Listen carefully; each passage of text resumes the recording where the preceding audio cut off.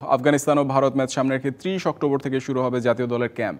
আফগানদের বিপক্ষে প্রীতি ম্যাচে হামজা খেলতে সম্মতি জানিয়েছেন। এর মাঝে সংকট, ম্যাচ আয়োজনের ভেন্যু নিয়ে দেখা দিয়েছে জটিলতা। বাফুফে আনুষ্ঠানিকভাবে জাতীয় স্টেডিয়ামে ঘোষণা দিলেও কিছুই জানে না আর্চারি ফেডারেশন। আবারও আন্তর্জাতিক লড়াইয়ের প্রস্তুতিতে ব্যস্ত হচ্ছে বাংলাদেশ জাতীয় ফুটবল দল। ১৩ ও ১৮ নভেম্বর আফগানিস্তান ও ভারতের বিপক্ষে টানা ২ ম্যাচ খেলবে জামাল ভুঁইয়ারা।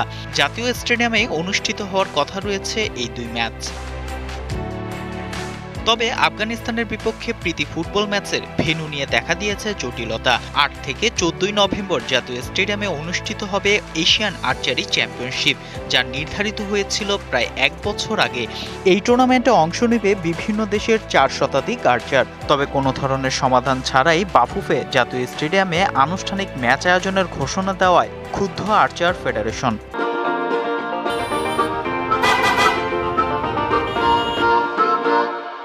না কথা বলে তাও দিবে ফ্রেন্ডলি ম্যাচ, আমাদের চ্যাম্পিয়নশিপ ওদের ফ্রেন্ডলি ম্যাচ, তারপর মাঠ ছেড়ে দিতে হবে আগে। এইগুলি অনেক ক্লজ আর কি, বুঝছেন? এখন আমি কনফিউজ হয়ে গেছি, মাঠটা কি আসলে কি ফুটবলের না মাঠটা NSC, I don't know.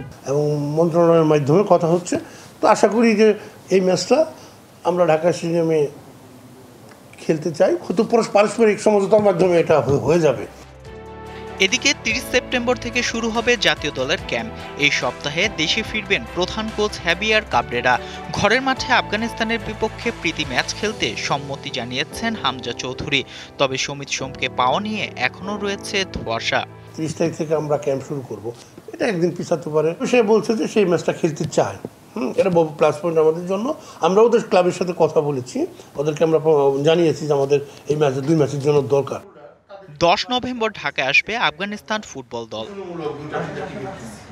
Fardin Saju, DBC news, Dhaka.